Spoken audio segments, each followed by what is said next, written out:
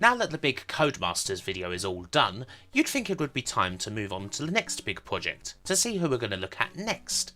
Now I know who I want to do already, and all will be revealed at the end of this video. But first, well, a lot of old Cody's goodies were played in the process of making this vid, and it'd be good to do something that fully focuses on the Cody's games rather than their story. So why not make a top 50 that celebrates all things Codemasters?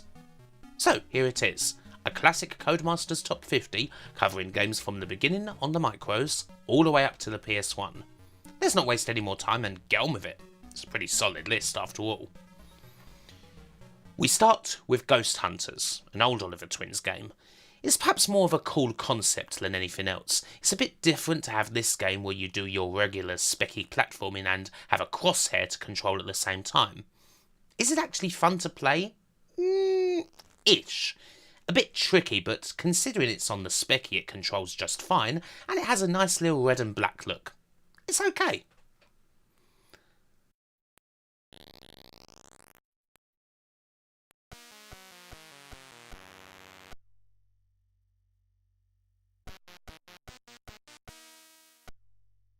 MiG-29 Soviet Fighter is a perfectly fine little bit of budget afterburner style action. Generally it's just okay, but there is one quite awesome thing. The ridiculous overkill of the H-bomb. You get that, it even comes in big capital letters and exclamation marks, and then... you've just immolated a few enemy planes and tanks, as well as everything else around you, just for the sake of a few points. But at least you're still okay. That's quite cool.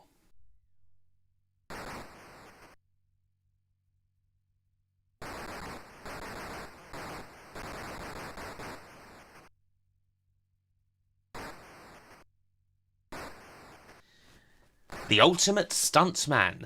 A NES-only game, this one. In many ways this is kind of rubbish. You get a lot of different game modes, from top-down driving to side-on walking and even climbing up buildings, but they're not exactly done well. But it's all amusingly stupid, and it does have one thing going for it. The music is absolutely cracking, one of the great and quite underrated high-octane NES soundtracks. So for that, it merits a top 50 spot.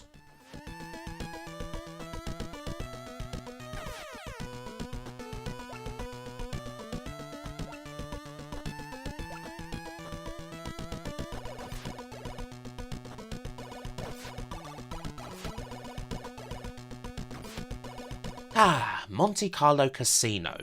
It is only a basic casino game, so I'd struggle to really put it higher than number 46, but it does bring back a lot of memories. I do think it was one of the very first computer games I actually played, believe it or not. I don't remember too many before this one. Maybe Postman Pat? I don't know. So on sentimentality alone, it manages to get a spot here.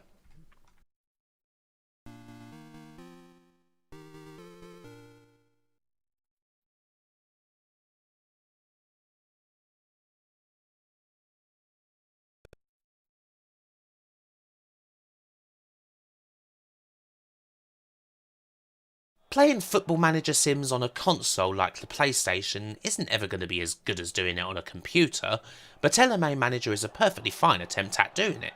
Just the right amount of detail without being too fiddly and lumbering. Soph happily sings this game's praises all the time. I don't have the same nostalgia for it, but it's definitely successful enough to merit a top 50 spot.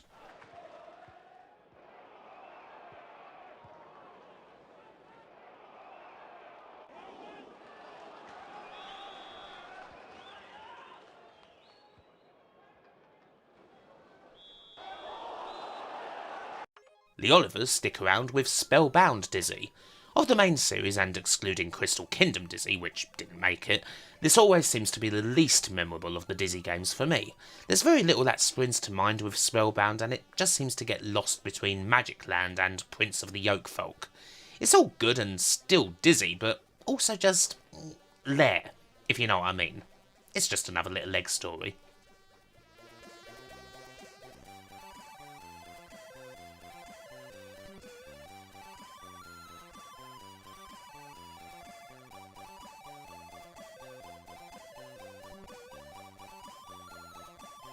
Slicks. Didn't quite get the chance to mention this one in the main vid. It's a top-down racer, like a lot of Codemasters games, only this one's a bit more serious. It's an F1 style game, and when you crash, well, you crash out. The race is over. This can be quite tricky in a top-down game, especially for me, so it's a bit tough to get into, but when you do, it's definitely one of the tighter and better Cody's top-down games, one that a clear lot of effort went into.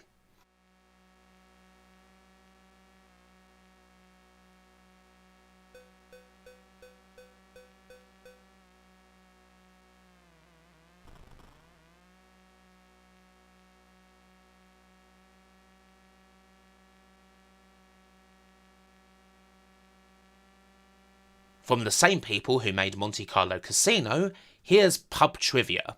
I don't know, Cody's do have this strange little knack for games that you ordinarily wouldn't pay any mind to. I mean, it's a bloody quiz game from 1989. The best example of this is a long way ahead, but Pub Trivia is just charming despite the outdated questions. Maybe it's the silly portraits or just being dead simple and fast to play. Who knows? It's amusing to look back on.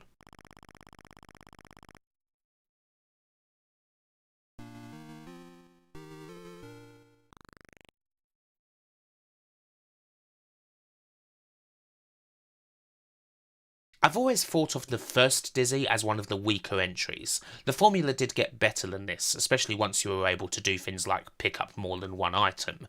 Still, it obviously has to have a place in the top 50. I mean, without this one, there'd be about 10 completely empty spots in this list. It's the start of a legend, and naturally deserves respect, even if having the helpline literally always visible is a great signifier of just how arsey this game can be.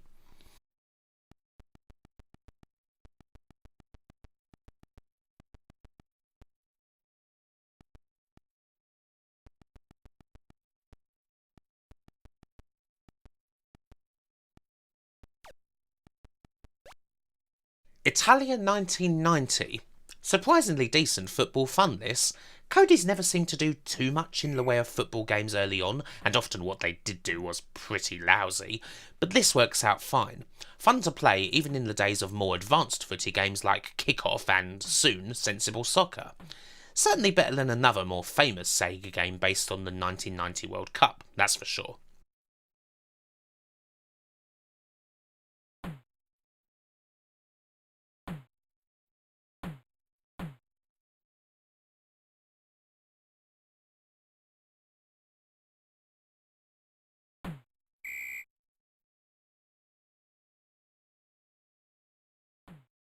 Prince Clumsy is quite the cool little budget title. It came out quite late, so it's not too well known, but it's not so late that it's one of the really bad ones that came out right at the death.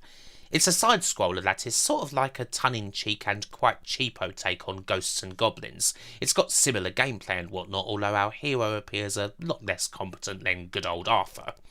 Flick screen, but still a quick mover, and it's actually held up nicely. One thing about these vids that's nice is going back to a game you haven't played in about 25 odd years and finding that it's actually still fun, even if the opposite can also be true.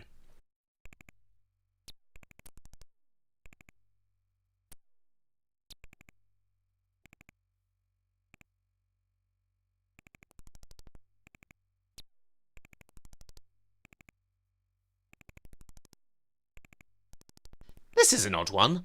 Super SKIDMARKS is perfectly fine on Mega Drive, although naturally I'm more familiar with it on Amiga, and Codemasters didn't actually release it on computer, only here on console. Still, it's a good version of the ultra-fast and bovine-centric isometric racer, shockingly enough. Cody's and cars mixed pretty bloody well at this point, so this was kind of a no-brainer.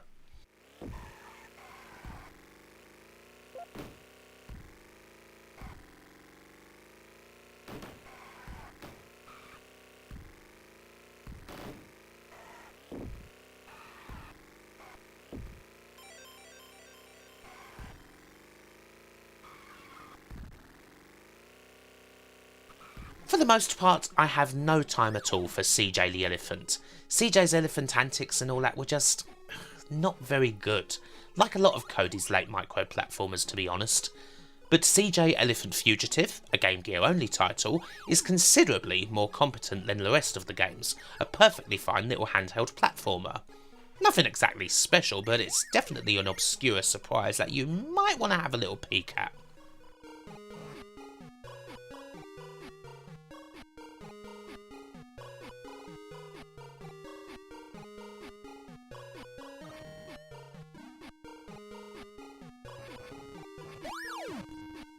The original Grand Prix simulator by the Oliver twins is a game they definitely bettered with other top-down titles they made, but the original works out great with its tiny little cars and small but lovely tracks.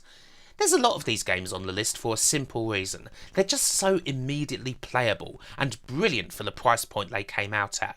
Again, it's the Cody's way. Just because it's a couple of quid on a corner shop shelf doesn't mean it's not as good or indeed better than a full price version of the same thing like, say, Super Sprint, which obviously pissed off companies like Electric Dreams no end.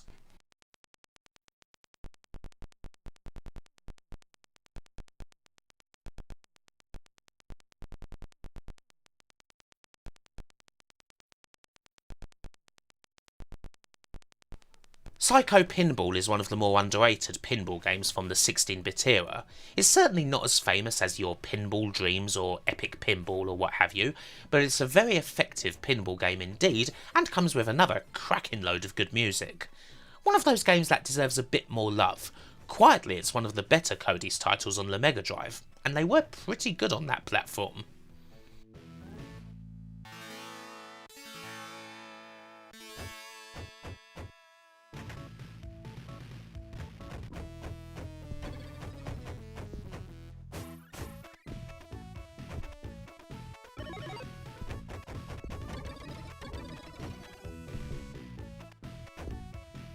By the very end of the 8-bit micro period, a lot of Cody's games were not too good in all honesty. But among the dross, like Wrestling Superstars or DJ Puff, you do find the very good Turbo the Tortoise, a more arcadey scrolling game, actually sort of like a cutesy version of Rygar. This little toidle was one of many Dizzy-esque Cody's animal heroes, and he's definitely one of the more obscure ones, but his single game is better than a lot of the more famous titles featuring the likes of CJ and Seymour.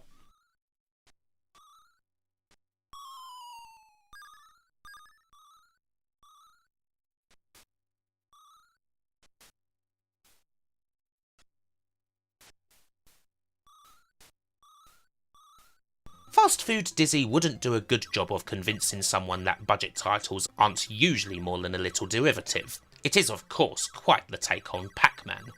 But it's an excellent little variation, one that I have a fair bit of nostalgia for.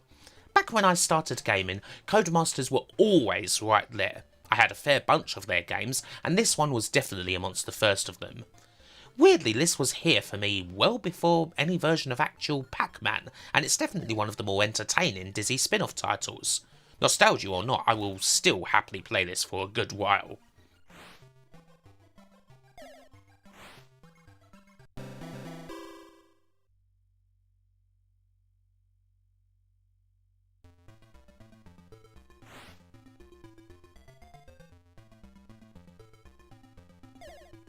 You quite clearly cannot have a list of top Cody's titles without this one. It is, after all, the first one. Not only that, but it's an influential one, a game that started them off with a hit right out of the gates. The first of many single-screen top-down racers, it's graphically sharp and even has that hint of BMX momentum. This does certainly control different to Grand Prix Simulator, for example. It's a legendary title in their library, and it made sure they hit the ground running. It'd be a crime for it to not be here.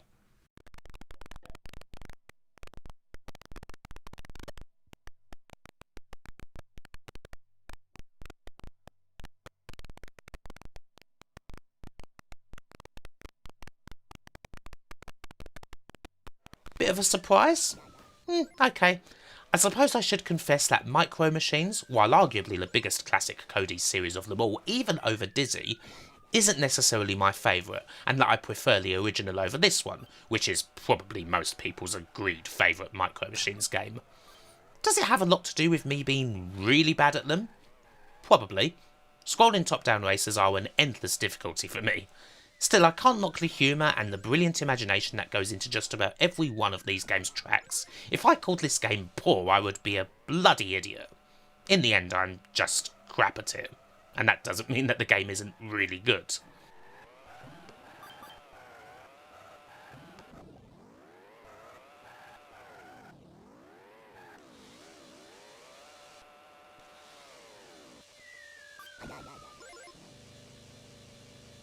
By far the best of the odd couple of games in Cody's library that originally came out in Spain and were then imported over to the UK, PHANTOMAS is a wonderful, Jet Set Willy-esque platformer originally by the almighty Dynamic. It's kind of an anomaly in the Cody's library in that most of their famous micro-platformers went very much against the grain. The likes of Dizzy are much looser, whereas this is more rigid and fixed. But it's an excellent example of a very venerable genre.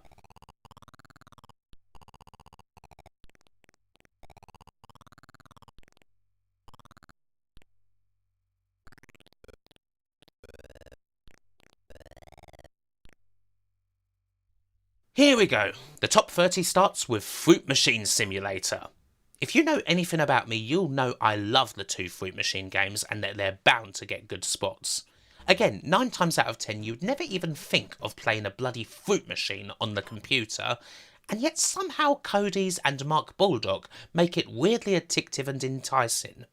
The cheapo Viz-esque 80s aesthetic that I adore has a little to do with it, I'm sure, but this is just so weirdly enjoyable. And I don't even bloody play Fruit Machines normally.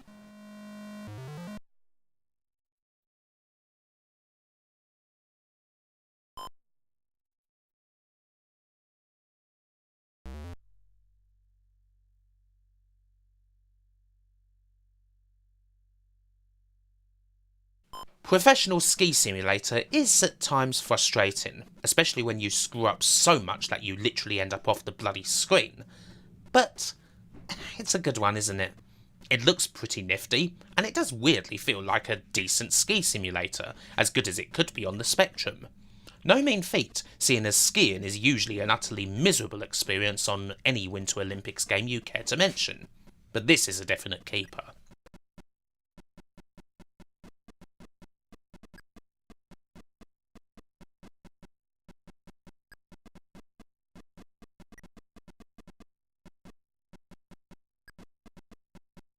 Sticking with the undeniable talent of the Oliver twins, Grand Prix Simulator 2 isn't too much different from the first game, but then you shouldn't mess too much with a good formula.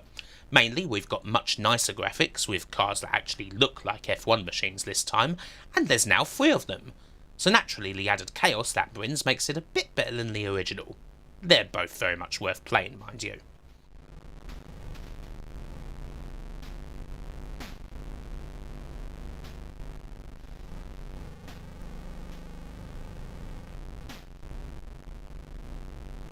Big Nose, of all the various Dizzy wannabes that Cody's made in the late Micro era, definitely got a better deal than the likes of Seymour and CJ the Elephant. His games are by and large just much more playable. Is there any special reason for that? Not really, but Big Nose the Caveman, shown here on the Amiga, is a perfectly respectable bit of Euro platform action. And yet he doesn't seem to be remembered as much as the aforementioned folks are, which is a crying shame.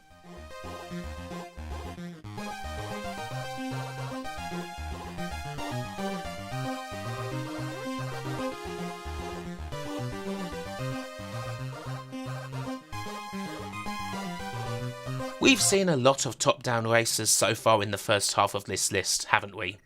Well, here's my favourite non-Micro Machines one, and it's Championship Jet Ski Simulator. I don't think this one's as well known as BMX or Grand Prix Simulator, but it works just fine for me. Maybe it's the really nice graphics paired with the incredibly small controllable sprites. They may not look an awful lot like jet skis, but it works. And the game came with 2 different sets of levels too, so there was quite a bit to get out of it. Very nice.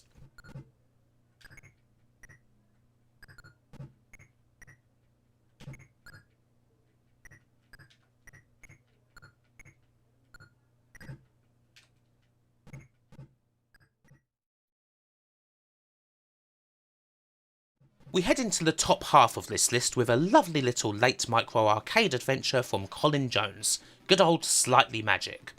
A lovely little apprentice wizard who has to learn how to cast his spells, collect stars, and solve a fair few puzzles. Obviously there's a fair bit of the Dizzy formula going on here, but Colin Jones is good at adding his own spin on it, and the game's graphics are absolutely lovely on the Spectrum, just so vibrant. Great music too, a definite gem from my childhood years.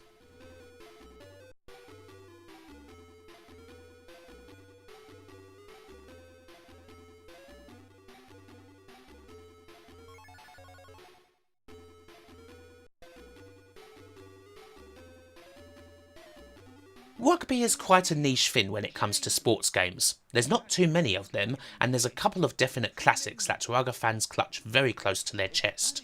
JONAH LOMU Rugby is one of them, and it's easy to see why. It's so fast paced and immediate that it easily replicates the pace of a rugby match of constantly barging into that wall and trying to find that way through. There's a bit of a learning curve as well, and it's clearly ultra satisfying when you do put that move together and score that try. Very good sports game, this one. With a great leap.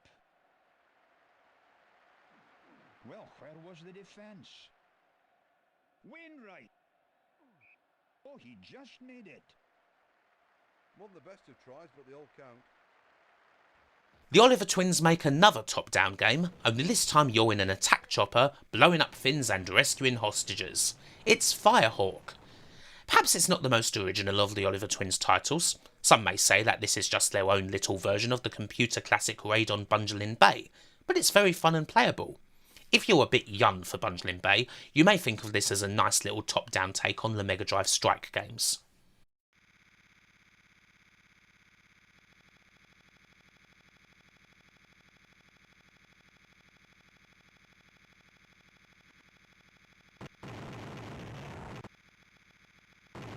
When Prince of the YOLKFÓLK came out, it was treated as a nice little throwback of sorts. Originally only available as an exclusive on the big old Dizzy collection, this was a smaller adventure than games like Spellbound and Magic Land, more comparable to the likes of Fantasy World and Treasure Island. Time has been kind to it, and it's often thought of as amongst the best Dizzy entries. I'm certainly not going to dispute that one, to be honest. A nice little example of all the things that made Dizzy good, from that loose platforming to the puzzles, and simply being able to walk on clouds.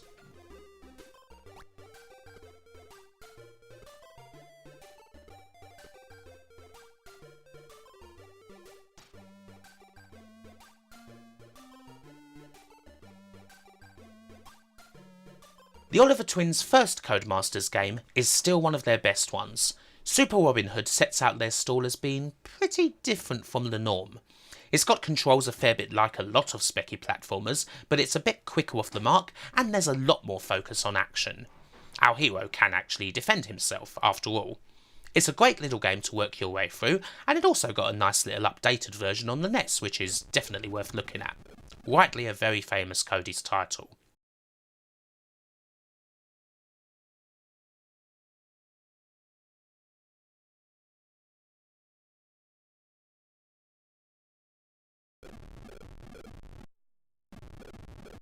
Pinball Simulator's obviously got a lot more advanced over time than Advanced Pinball Simulator, and yet this is still one of my favourite pinball games.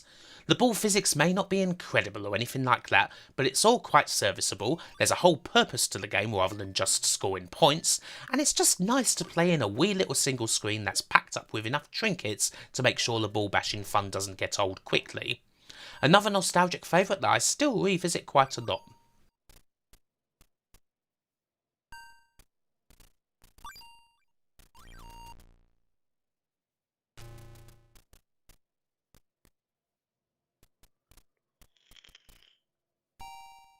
We're heading to the NES for another little adventure with Big Nose the Caveman, and this time he's freaking out! Never mind that though, this is another very good platformer, and one of the best games that Codemasters released on the NES that didn't have Dizzy or Micro Machines on it. It's a little bit Mario-esque in places, which is just fine, and it's all very smooth. Certainly when you look at a lot of the other unlicensed NES platformers out there, it's clear that this is several leagues above and definitely worth playing.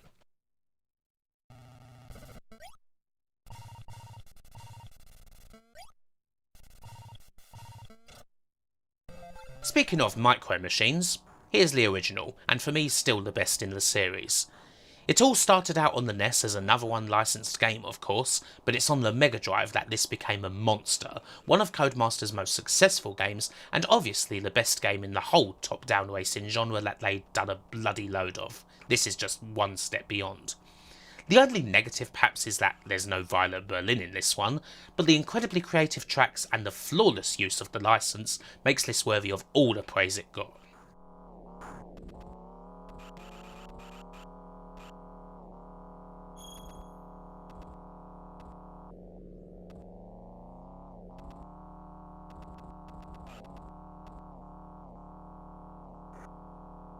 It wouldn't be one of my lists without some placing that looks ridiculous and will no doubt be heavily given the once over in the comments, but I can't help it. I love Fruit Machine Simulator 2, and the Mega Trek is very close to my heart. Everything from the cover art to the immediacy of this game, I've played this so much. You may well say that this is plainly almost the exact same game as Fruit Machine Simulator 1, and you're probably closer to right than wrong, but honestly, doesn't matter to me. This is just one of those games that gets me right in the heart, and it was always going to get a very nice place in. Now, have at it.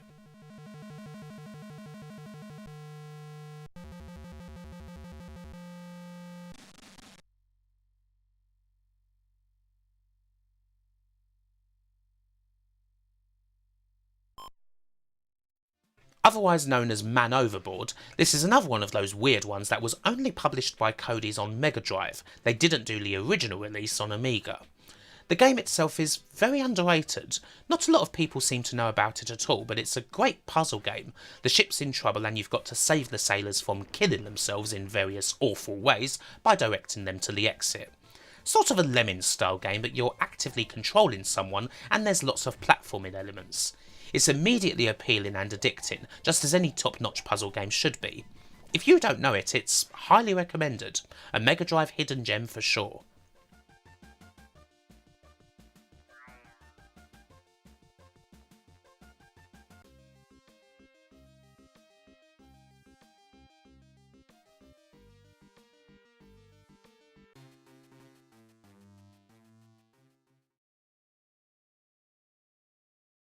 The best Dizzy spin-off game by quite a mile, naturally. Well, at least on the Spectrum, which is the version I'm talking about. The C64 did have a terrible game of the same name, but Specky Quick Snacks is a very good single screener that plays a fair bit like Pengo. Collect all the trinkets while defending yourself from all the badniks by crushing them to death with the blocks dotted around. You didn't know Dizzy could be so sadistic, did you? Brilliant little game that's also got cool bonus stages, a big old Dizzy band, and it's all only a couple of quid. It's Codys all over.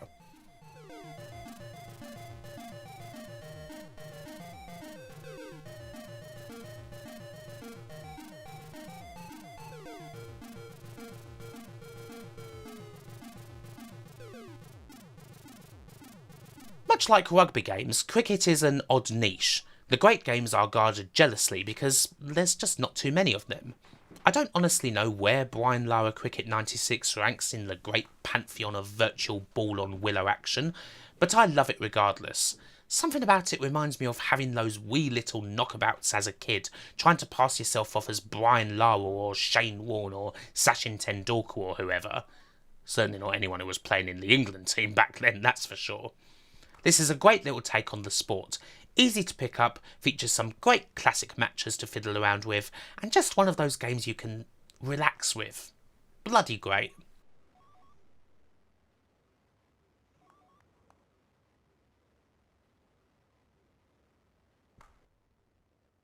Off then to one of Codys' high-quality PS1 titles. This one isn't as known as some others, but No Fear Downhill Mountain Bike Racing takes the ridiculously high level of game Codys brought to their driving titles and does it with cycling. This is a very sharp-looking and fast-paced downhill racer. Perhaps not as fully featured as the driving games, which limits it a little bit, but when you get into the business of racing folks on these courses, it's a belter. Another relatively unknown title from the Codys library, which I highly recommend.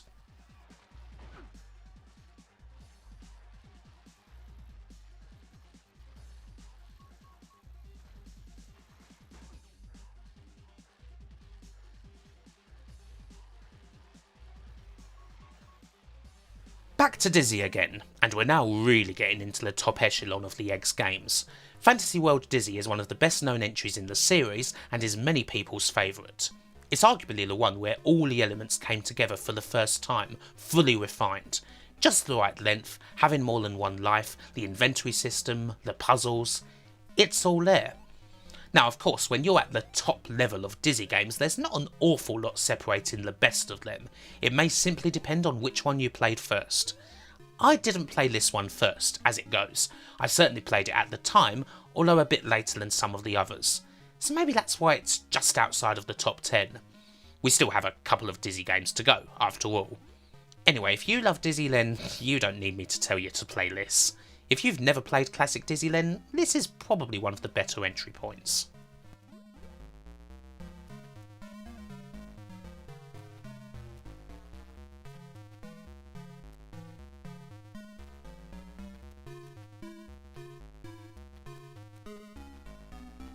I won't deny that a lot of Rockstar Ate My Hamster is about humour and silly presentation than actual gameplay. There's not an awful lot of that kicking about. But as a somewhat puerile Viz-esque parody on the music industry, it's still a belter.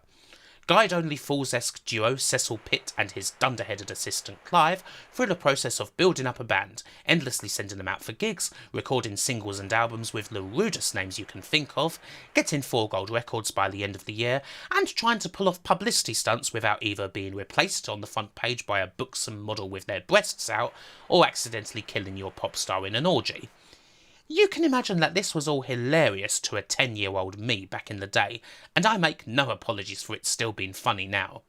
These are the dumb sort of things that build a person's humour, so I'm weirdly grateful for Rockstar Ate My Hamster in that sense. Because being immature and coarse is always funny.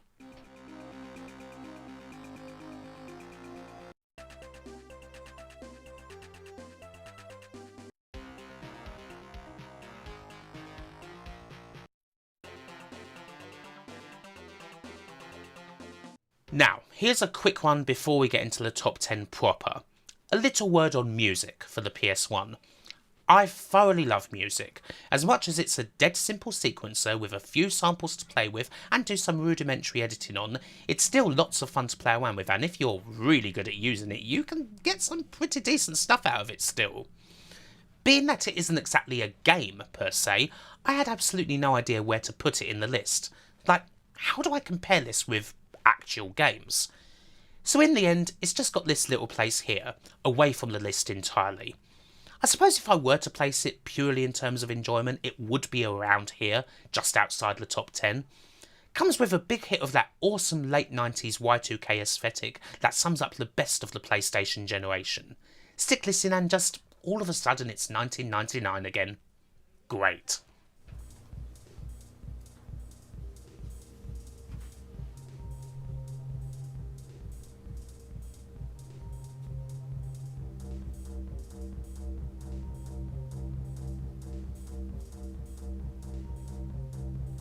Most of the Cody's top 10 is what you would expect, but if I was to pick something from the late micro days that's a real hidden gem of sorts, an old game of theirs that no one ever seems to mention much, I've got to go for Spike in Transylvania.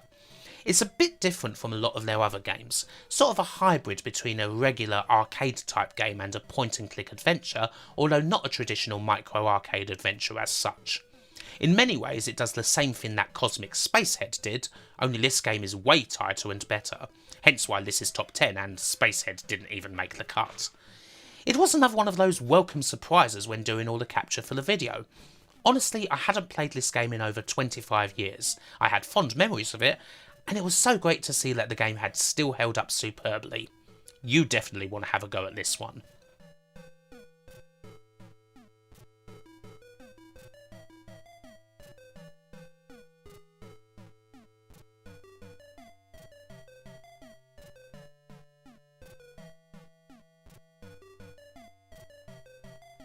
I'm not entirely sure what the first Dizzy game I ever played was, but of the games released on microcomputers, for me 2 are far ahead of all the others, and Magic Land is the first of them. It's probably the one I played the most in fact, and it's another good entry point into classic Dizzy. It's a pretty decent sized adventure for the micros, and I do think it's that little bit more forgiving than some of the other games in the series while still having a bit of bite about it. For me, it's also got the best soundtrack of any of the micro Dizzy games. It's a close one thing, but Magic Land's song is just intensely catchy and a lovely little AY composition. Dizzy's 4th game still saw the series getting better and better.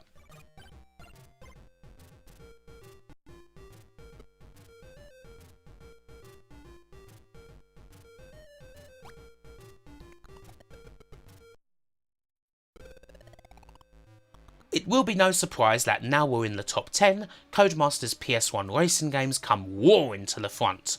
These are the games that once and for all truly established them as frontrunners in the 32-bit era. They pushed the PlayStation to their limit with these games and set the scene for their whole future. Truly, they had now entered their wheelhouse.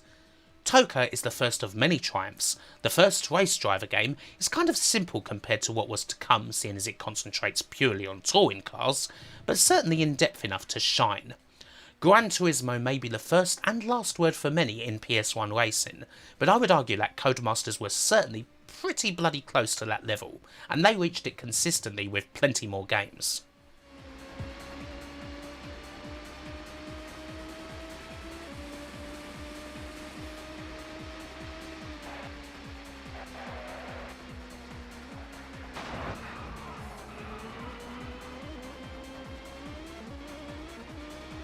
Perhaps another surprising game to see so high up. I mean, a simple tennis game? Really? But seriously, Pete Sampras tennis is fantastic. Admittedly, it's perhaps not as realistic as other tennis games of the time, Wimbledon and Super Tennis and what have you, but it makes up for that with sheer arcade fun. Leaving aside the silliness of the unlockable crazy tennis and huge tour modes, the joy of this game is how easy it is to go all out and have ridiculous long rallies conducted right at the net, especially in the utterly awesome doubles mode. Completely silly, movie-esque stuff, but bloody glorious to do. And if you've got the right cart, you can do this with 4 players. It's not as famous as other names in the genre, but it's quietly one of the most entertaining games in the whole world of virtual tennis.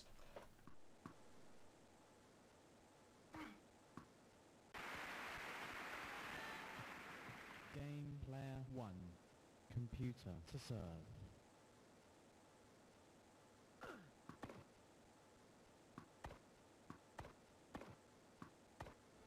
On another day, Magic Land could have been the top microcomputer Dizzy title very easily. But today, Treasure Island Dizzy takes it. Again, I'm not sure whether this or Magic Land was my first one. All I know is that it's very close. Treasure Island isn't necessarily a good entry point to the series because, well, you only get one life, there are plenty of unforgiving and somewhat cheap tricks, the inventory can be filled with total red herring items, there's hidden coins, the inventory system itself can kill you if you accidentally drop your snorkel underwater. It's a toughie. And yet enticing.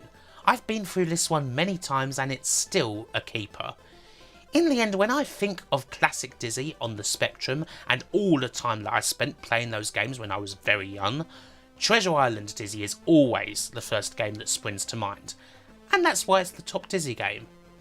Well, aside from the Egg's big console outing, that is still to come.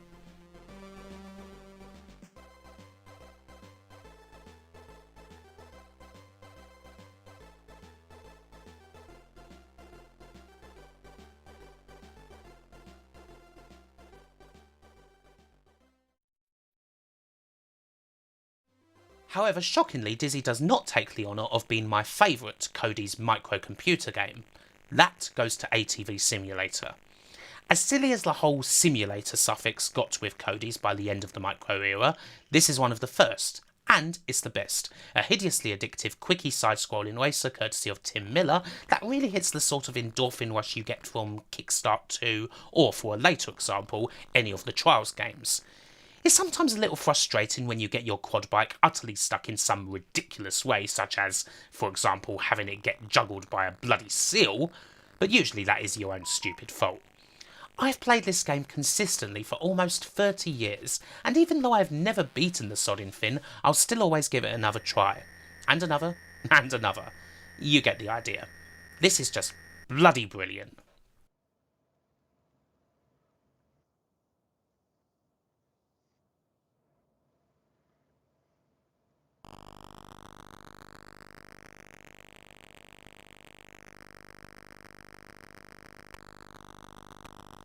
Take an attempt to recreate the awesomeness of Sega Rally on PlayStation. If you simply look at Colin McRae Rally as an attempt to do that, it's still a great game. But the addition of the late great Scottish rally driver on the front upped the simulation aspect considerably and made the whole thing even better. A stunner of a racer with some of the most memorable rally tracks you'll find, a game that hasn't lost a step despite all the other great entries in this series. It pushes the PS1 to its limit. You can even play this in widescreen at 60 frames per second, and bar the lack of a HUD, you're not going to notice much difference in graphics between that and the regular mode. A technical and gameplay marvel, easily amongst the best racers for PS1.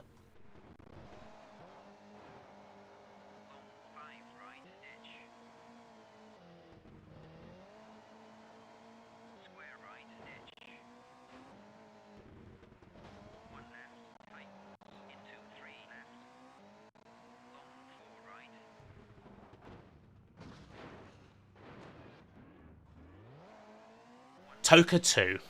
Yep, it just keeps getting better. This is everything about the first game, of course, but amplified further. Better tracks, better cars, better feel, and of course the ability to smash cars to hell and back. This was certainly one of the main things TOCA always had over Gran Turismo. Whereas the cars in GT always stayed utterly pristine no matter what torture you put them through, they certainly don't here. This feels like a properly grimy and shunty touring car racer, just as it should be, just like what you see on television. It's only a little step from this to total perfection. TOCA 3 isn't here because it's a PS2 title, but if it was, it'd be number 1. The single greatest game Codemasters ever released, without a doubt. And you wouldn't have that if it wasn't for this.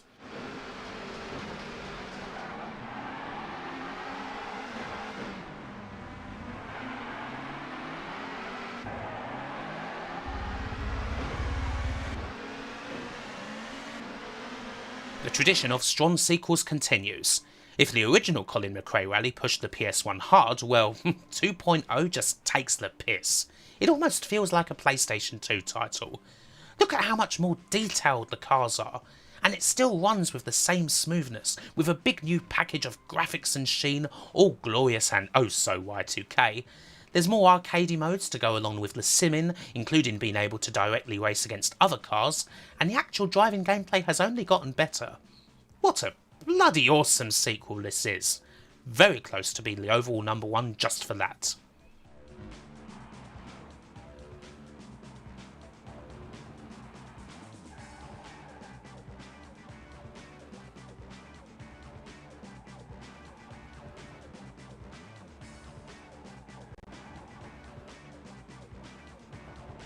And yet you're probably not surprised to see Fantastic Dizzy take the number 1 spot. I mean, if you watched my vid that was solely about this game, you already heard me call it my favourite Codemasters classic title, and in the end it's only right that the definitive franchise of Cody's classic period takes the top spot. Fantastic Dizzy is a Dizzy title that is fit for consoles.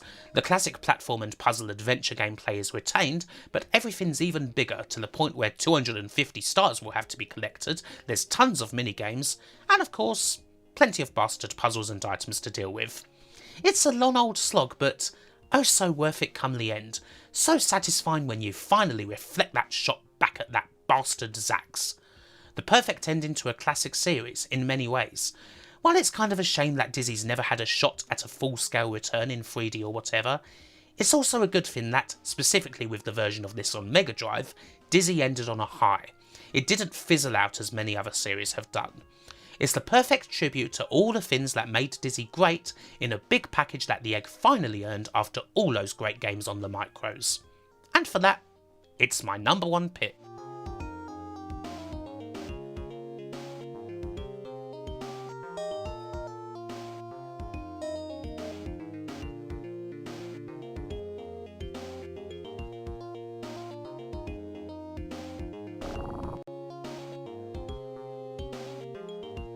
And there we go. Hopefully you enjoyed this top 50 of classic Codemasters games, as well as the big old story of classic Codemasters that it spawned from.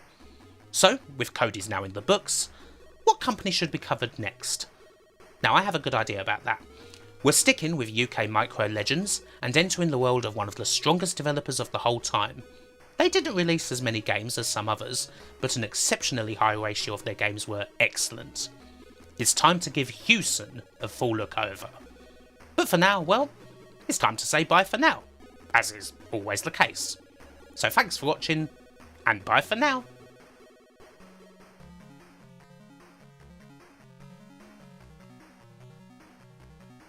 Thanks so much for watching. Now, if you liked this video then, please do like it, leave some cool comments, have a look at my social media, my Twitter mainly is where I am, have a look at my Twitch because I'm live most every day, and if you really like what you see, have a look at my Patreon. You could join this list of very awesome people here. Alexa Jones-Gonzalez, Andrew Dalton, Arcade.y Webmaster, Brian Henniger, Chris, Conrad Pritchard, D. Zalior Rimwan Sutter, Dagorath Dungeon Keeper, Danny Wolfers, Dave Cork, David Rose, Dinty76538, Dustin Cooper, Gary Samaden, Glunfeth, J.S. Manchild, James Brown, Jace Alexander, Jeff Ladd, Kid Cassette, Lucas Kaligovsky, Mateus Granzo, Mike Clayton Travis, Martin Pataki, Nate Milbank, Potter Margel, Ren Bimon, Robert DeFelice, Wad B, Rusty Kelly, Seth A. Robinson, Simon Gulliver, Stuart Christopher Brownlee, Tariq Amir, Tim Wald, Tom Kay, Yerka Operator, and to all the rest of the glorious community, thank you so much, and goodbye.